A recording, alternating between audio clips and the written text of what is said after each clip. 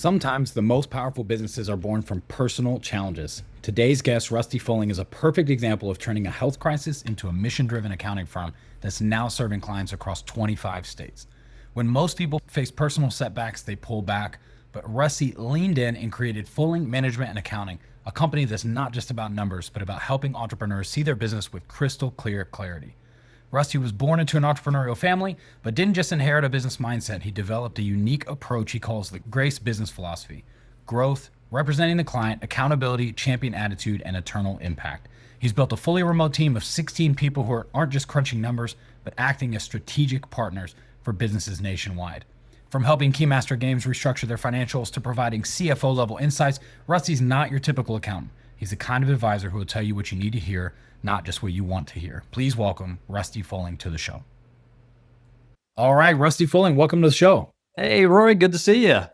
Good seeing you. Really glad to have you on. I appreciate you taking the time. I did a short introduction for you before we started recording, but I would love for you to just let people know who you are and what your company does for clients. Absolutely. I probably need to go back and edit that, so I need to hear what you said. But yeah, fair enough. Hey, man, Rusty Fulling, located at Olathe, Kansas, suburb of Kansas City. And we have a fractional CFO firm. We just celebrated 25 years in business this year, and we serve clients all around the country, helping business owners get clarity, grow profits, and gain peace of mind. Love that. And you mentioned fractional CFO, and I'm curious about that because as a business owner, I do feel like this is one place where people really struggle. And I will admit, in full transparency, I was way too many years into my business before I even had just like a profit and loss or any sort of tracking at all. It's just kind of like, is there money in the account? We're good. So at what point in the journey do you usually connect with people? Are you working with these newer entrepreneurs? Are you typically finding people that are more established, or is there a sweet spot for you guys? Yes and yes. I know I've heard some business coaches say, that you need to be 10 million in business revenue before starting with a fractional CFO. I think it can be really any time. I was talking to a company not too long ago that they were just launching their company, talked to them early, probably first month. And they said, hey, as soon as we start making a little bit of revenue, we want to talk. And 3 months later, they called and they're like, okay, we're ready. Very cool. I say it was a little bit ago. I think they've been a client now for 10 years, and it's just been fun to see them grow, and we've gotten to just come along beside them. So I think a lot of it is just like anything. Could be marketing, could be coaching. It could be something that you feel that you're just maybe weak in, or you need somebody else to come along beside to guide. And boy, I tell you, if you find the right team, and a CFO would just be one of your team members, it can just be such a great impact. Yeah, absolutely. So what was your background like before starting your company? I mean, did you have a stint in corporate America? I mean, what did you do before that? Yeah. So I grew up in an entrepreneurial family. Both my parents were business owners. But right before I started my firm, I actually worked for a CPA firm.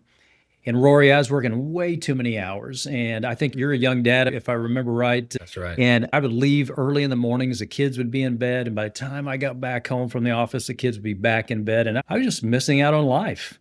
Yeah. And it took a hospital stay to get me to say, wait a minute, we've got to get this thing turned around. And it was just stress was just eating at my body. I was having horrible acid reflux kind of stuff. And to the point where they were saying, man, you keep this up, esophageal cancer is in your future. And it was not too long after I got out of the hospital, I was having lunch with a friend, and that friend said, I can't believe you haven't started your own company. And it was just affirmation of a friend that said, I think you could do this. And so April Fool's Day of 2000, we launched with 3 little clients, and one of those little clients are one of our biggest clients today. Oh, wow. What a great story. So I'm curious, for coming from an entrepreneurial background, why didn't you start there? What led you down the corporate route to begin with? Yeah. I never thought I was qualified. In fact, I felt a little bit like the story of Moses in the Bible where Moses goes, hey, I'm not qualified. And I think it's often that old saying of God doesn't call the qualified, he qualifies the called.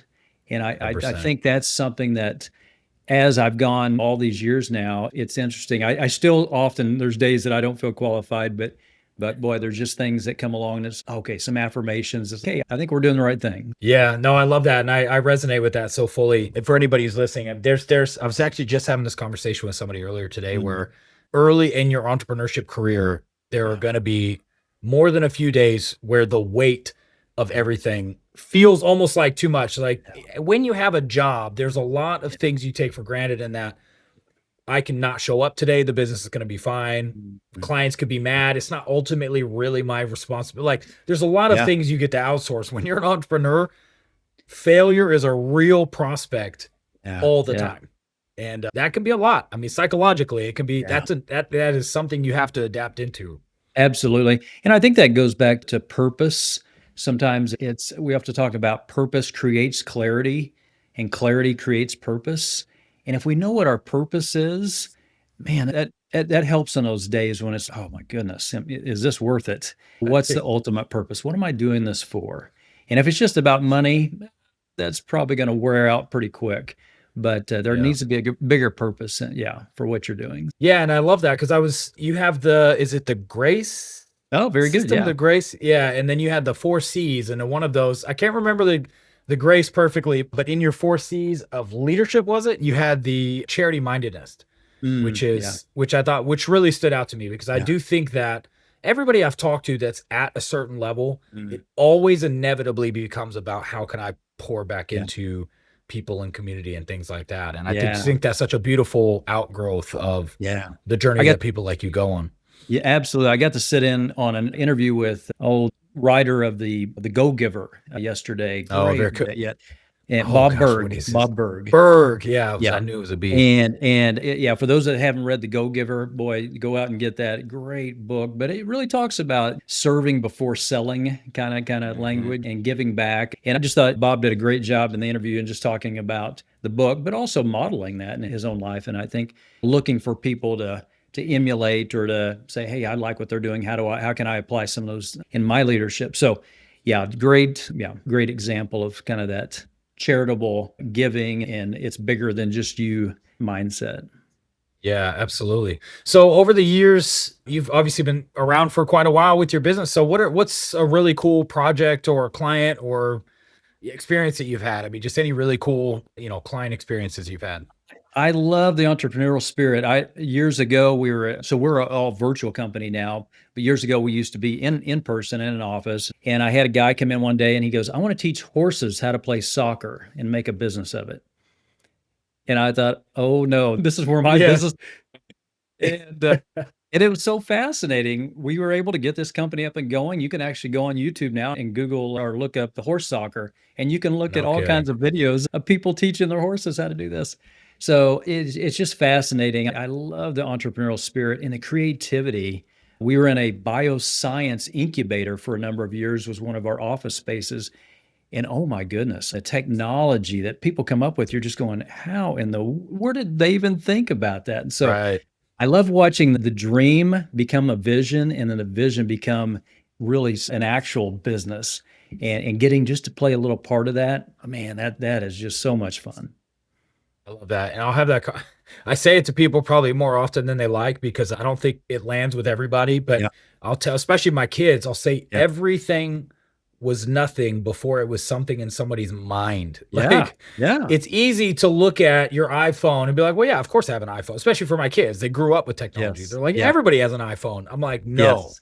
it didn't exist. And then it did. And it's like, Right. you think about that, like Yeah. all the engineering that goes Oh in. yeah. So to your point, with all of the medical equipment and the surgeries we can do and the robots, it's like, wow, man, Yeah. people are just infinitely creative in Yeah. that regard. Yeah. Absolutely. Absolutely. So how do you obviously you're remote, which is cool. Yep. Obviously, that's great for the business. I'm sure that helps with profitability, but you still got a decent sized team. Is it 16 people? Yeah, so we're 18, and in fact, we're adding a couple. Love to add a couple before year end. So if you can hurry up and get this Oh, podcast very good. out to promote, that would be great. Yeah, so we were an in person company for years. It was 2020 when everybody was sent home for a little illness or a little thing called Yeah. COVID. And we just never invited people back to the office. It began working so well. And that's really allowed us to expand. Our team members now, I think, as of today, are in about 7 states around the country. And now we get to serve clients in about 23 states as of today around the country. It's been really neat. And I think the biggest thing too is a lot of people are calling people back or hey, you need to get back to the office. And part of that, they talk about culture. Hey, our culture is just not the same when people aren't in the office. And I would say if you need to bring people back in the office, I don't know, that's a culture fit, a culture issue. There's probably something else going on there. And so we found really being intentional about building culture, a healthy culture in this environment. That's been just amazing to see. We've had team members say they felt closer to our team in this environment than they ever did to team members when they were in an office space. And some of that's just being intentional about checking in and a lot of connections throughout the week. We fly everybody into Kansas City once a year to do a big offsite, cool. 3-day offsite. Anyway, that's been a really fun model that we've, really leaned into heavily. Well, I'd love to know more about how you do that because, I hear a lot about people getting called back, Yeah. even part-time. Hey, you can do 2 at home, 3 in the office, whatever it is. There's a million ways to do it, but you've been able to make it work without any of that. It's like, I'd love for you to go deeper into that. How's that possible? I mean, what have you done that you feel like everybody else might be missing? Yeah. Early on, we were really intentional about mental health. Of course, when we were all in lockdown season and some of that, it was very much, a lot of connections, a lot of just buddy system checking in. And what's funny, that's been, my goodness, 5-6 years ago now. And some of our folks are still doing the buddy system. They just developed these really neat relationships. So one of the things we do is we get everybody together on a Tuesday morning and do a, all person staff meeting. And then in that staff meeting, we'll do a leadership training, and it could be leadership in the business or leadership at home kind of training. And then we break into small groups within a Zoom environment and have some great discussions, come back. I've just been blown away at just that little piece. And there's a lot of other little things we've added, but just how that's really connected people. And then we bring them in person once a year. It's like an old high school reunion in a good way. The first year I allocated like 15 minutes for some photos and then let's get to do some team building stuff. And an hour and a half later, I'm going, hey guys, we need to get some work done because it was just like we're getting caught up. Rory, what have you been doing? How are the kids doing? And it was just so much fun. So I think it's just being more intentional about the person and not so much the task. That's where we've seen, again, that those people stay longer, they enjoy their work, and we get invited in people's homes. If you think about Zoom, we're probably both sitting in our home offices. Right. And 20 years ago, I don't know that I've been invited into every team member's home. There's just a little different intimacy maybe built in these days when we have that type of environment. That's awesome. And obviously that helped you. You alluded to it earlier, but I'd love to hear you talk about it more. That I'm sure that helped a lot when you were dealing with your health issues. You had something that pulled you out of the business, right? Some sort of a health problem.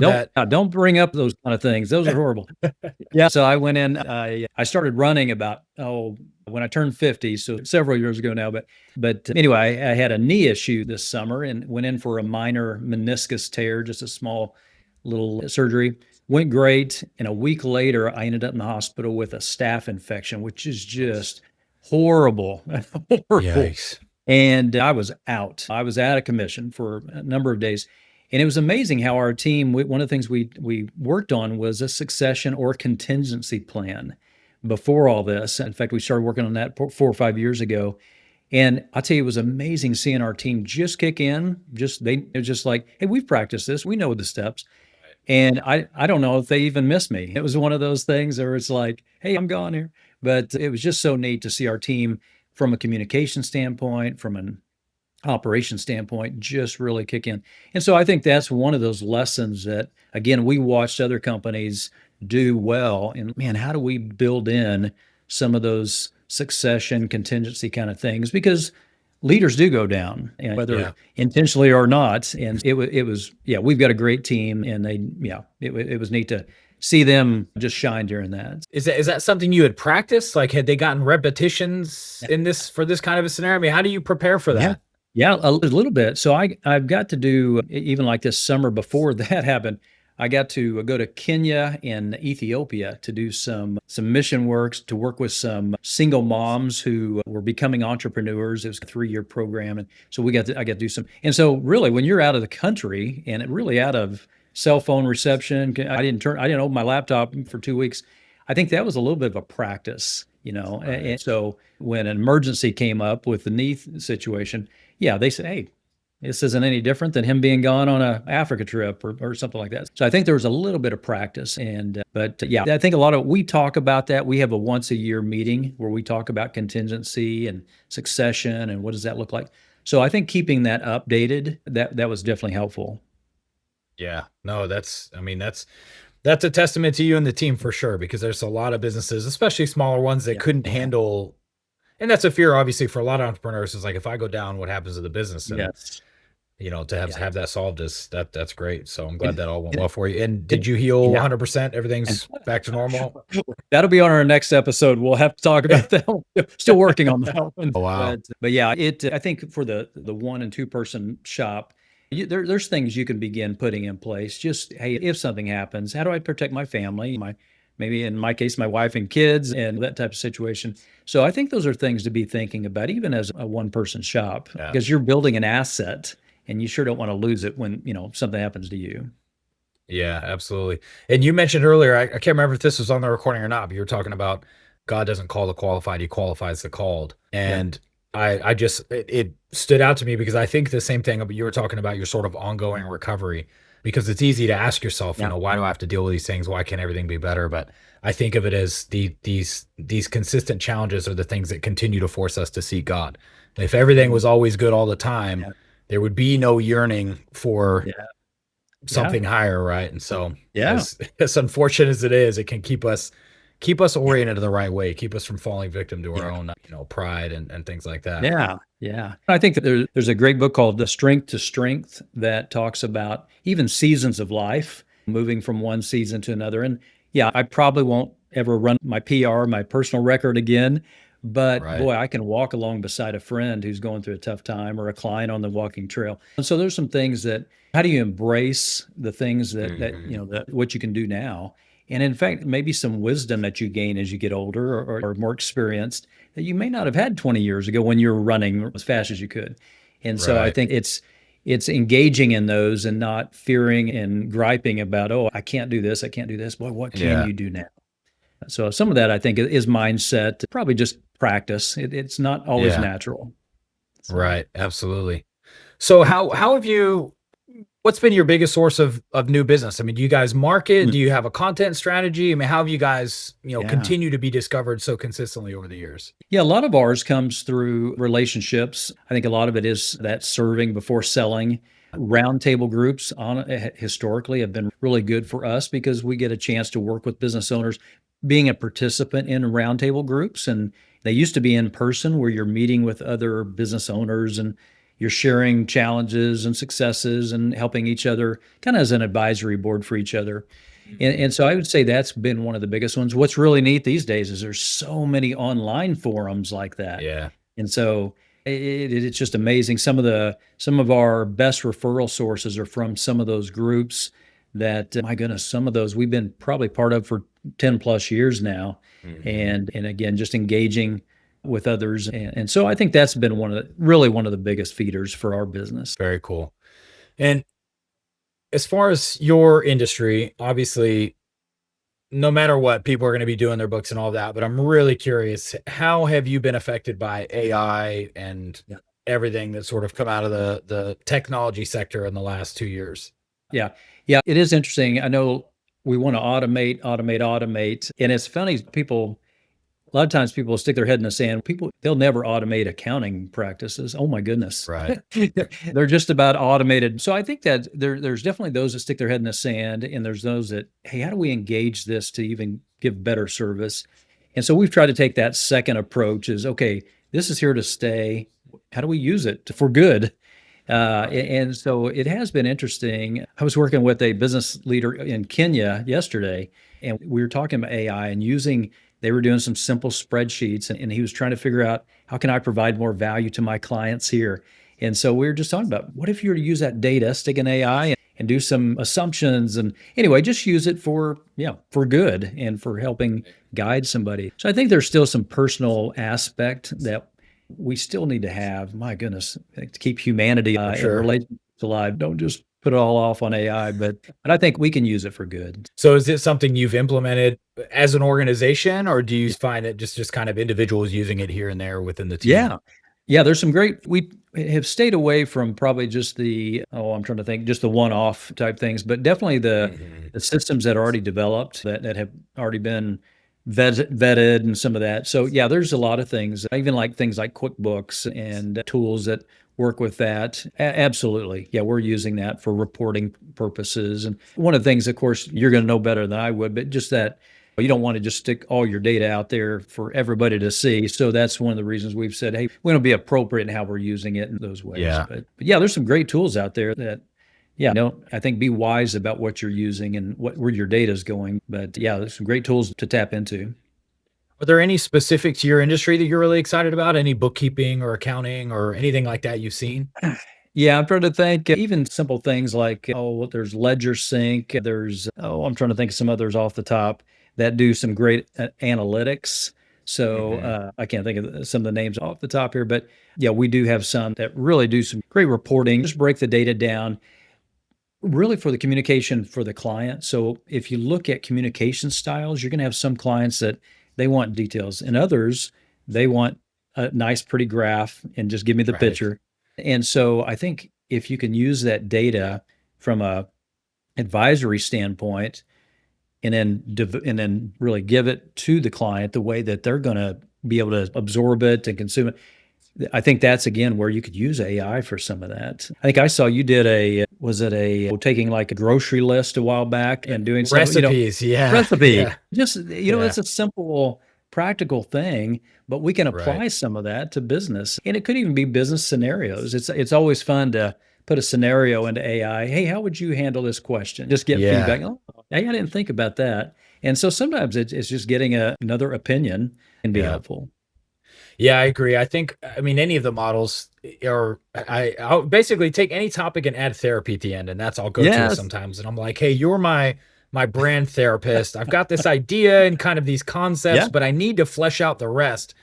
Hit me Yes. with questions to Yeah. sort of help me distill. It's basically thinking, right? It's outsourcing your Yeah. thinking. And Yeah. so yeah, there's some of those that are really cool. And yeah, I think where people should be paying attention is those small improvements and automations. I think if Yeah. you're, hey, I want AI to fully automate my books and my bookkeeping and everything, it's like that's probably a pretty tall ask. But like you're saying with reporting, if you want your AI to automate a monthly analytics report, it's like that's Yep. probably doable, Yep. and something that would be easy to automate. So I think Yeah. most of it is just so thinking about it in terms of those little chunks. Yes. Absolutely. Absolutely. So obviously we're getting close to the end of the year. So I'm curious for you as the CEO, how are you? What does success look like in 2026? How are you measuring whether or not the Yeah. business is headed in the right way? Yeah. It's funny. Oh my goodness, for the last several years, when we bring out all our team together, we do a vision casting for the next 3 years. And it's funny, I've always used BHAGs, big, hairy, audacious goals. These big, crazy, we're going to conquer the hill. And for years, we actually were hitting those BHAGs. So maybe somebody was setting those too low, but I kept pushing. And in the last year or two, we hadn't hit them, Rory. And I'm going, oh no, what's going on? Sometimes it helped us. In fact, some of our leadership team said, hey, maybe we ought to do SMART goals, the specific, measurable, attainable, realistic and time bound. And we actually tweaked those a little bit. So we said, okay, here's Rusty's BHAGs we still want to have out there, but hey, let's do some SMART goals that are Yeah. really, these are things that are appropriate that aren't going to push us out of our out of our wheelhouse here. And yeah, we've got some neat goals. One of the things I'll share with you that we put together years ago is a raving fan award measurement. And what that looks like is when we get shout outs from our clients, that business owners that we work with, that are unsolicited shout outs. Hey, Roy did this amazing job this week. We're measuring those. And so our goal, I think this next year is, I think 60 of those. So that's more than Very one a cool. week. We want to make Right. sure, because man, if you think about that, that flows down into so many areas. The Yeah. client's probably doing well. We're serving them like they want to be served. Communication is going well. So there's so many things that, boy, just giving that award out. So when we get those, we had two this morning that we got. Very And cool. so we sent our team members some gift cards. Hey, you got a raving fan and this client and from Fulling. And just those little things. So that's one that we like to measure. So That's very cool. Yeah, I love that. And I especially love because I think it's easy in business to get focused on the things that are a little maybe cold's not the right word, but more measurement based, more analytical. yeah. It's like, do we hit our Yes, revenue yes. goal? Do we have the number Yeah. of clients? Do we have output? And And that's Yeah. all good and well, but to your point, it's easy to have a BHAG of, hey, let's go from 1 million to 5 million. Yeah. But at some point, is it just more revenue for the sake of more revenue? Like, do we Yeah. need to get to 50 or 100? Or like you're saying, is now maybe a time for us to double down on the quality of our service Yeah. and the number of, positive shout outs that we get from clients. So Yeah. I love Yeah. that. There's so much of that long-term impact, and Mhm. sometimes we'll have clients, I think of one right now, going through just a new client, going through a tough season. And it's okay, how do we help them for the long term? And sometimes that means maybe you have to change, the sales strategies or the things you're doing to be healthy in the long term. And I know, I think you were an Army veteran, if I remember right. I got to do an honor flight recently with my dad out to Washington, D.C., and he's a Korean veteran. And there's a young Korean couple that came up to our group and bent down to one of our Korean veterans and said, "Thank you, sir, for serving. We wouldn't be here today if it weren't for you." Now, that veteran served 50 years ago, and you think the long-term impact that he made. And so sometimes in business, we may not be fighting an actual war, but man, we could still make impact on people, on businesses, on generations if we do it right. Yeah, absolutely. And I love that you brought that up because I had seen that on your website. And I actually meant to bring it up, the honor flight. I mean, I think those are just Yeah. such a cool experience. My Yeah. wife's grandmother was a World War II veteran in the Pacific. He was on the Pennsylvania after it got bombed in Pearl Harbor. They Wow. fixed it, and then he went in and was on it. But we did a trip to Pearl Harbor for the 80th with Mm. the Best Defense Foundation. I mean, it was just, to your point, it Oh, was just a huge, so hundreds of these World War II veterans, and I wow. mean, yeah, it's perspective. It's really Yeah. excellent perspective, that kind of experience. And so I love that. Yeah. And I love that you're bringing that into your business. That's great. I also saw, and I have to disagree with you here. I saw that you're a cherry limeade fan on your website. I saw that Oh, blog no. post as well. I just want to I want to make a shameless plug for Sonic's Ocean Water. When you go back next time, I'm more of an ocean water fan myself. Or you must be happy. You must have sponsors for your show here, but no. Oh, maybe I should send this clip to him and be like, "You guys want to sponsor the It is episode?" funny. I put a little website together, rustykfulling.com, just my personal name, but because somebody had asked, "Oh, you should write a book." And I love capturing stories and just leadership lessons that I'm learning. And yes, a cherry limeade, if for anybody that's interested, needs to go out to that and check that out. That was definitely a leadership lesson that I learned from a Sonic about car hop. Yeah, no, I love that. And I love the idea of, lessons are everywhere. So if we're paying attention, right? Yeah, yeah, That's great. absolutely. So on the flip side, obviously you've got the goals for 2026. What would you say are the challenges right now? Is there anything that's frustrating you? What's keeping you awake at night? I mean, what are kind of the thing or things in the business that you Yeah. would, if you had a magic wand, you'd make them go away? Yeah, yeah, those magic wands. I think for us right now, I'd love to add more team members. That'd be the short-term magic wand. One of the things I'll tell you that we did a couple years ago was we elevated one of our team members to the COO position, that chief operating officer. And when you talk about losing sleep at night, boy, when you have somebody else that can partner with you, all of a Yeah. sudden you get to sleep at night even that much more if you're not.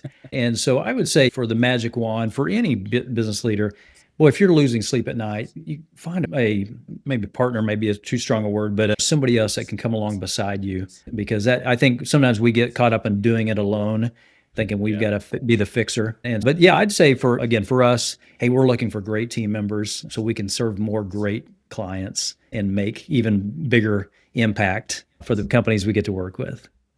Are there any particular roles that you're trying to fill? Yeah, we're looking for a fractional CFO or somebody Okay. that can serve a number of clients in that fractional CFO role. And then somebody that's more that staff accountant or controller for small businesses. Those would be the two right now that we'd love to add before, my goodness, before year end, if possible. And we'll be adding some more of those very similar roles early next year as well. Okay. And then for those roles, do you bring people on as full-time W-2, or do you do contractors and freelancers as well? Or Yeah, typically we're looking for W-2 team members okay. in the United States. We do have a few that, yeah, have their own small businesses that we've done some contracting, and a lot of times they're going to be full-time. And again, the cool thing about virtual is we can do some part-time as well, depending on what they can bring to the table. All right, very cool. But yeah, I mean, I can definitely post in my network and see if there's anybody Excellent. there that Yeah. shakes out and thinks they might be a good fit. And Love it. I do know some other fractional CFOs as Yeah. well, and so can always reach out to them and just see who Excellent. they know and trying to find somebody Yeah. that might be a good fit for that. Very So good. this has been a great conversation, Rusty. I won't keep you too much longer. Would love for you to just let people know where they can find you, where to reach out if they're wanting to connect or get involved or, be a part of what you guys are doing. Yeah, absolutely. Yeah, fullingmgmt.com is our website, or Rusty Fulling on LinkedIn. Those are probably two easiest ways to connect. But hey, Rory, man, thanks for having me on. It's great to visit with you. Yeah, you great. It was great having this conversation. I really appreciate you coming on. And yeah, I just thank you for your time.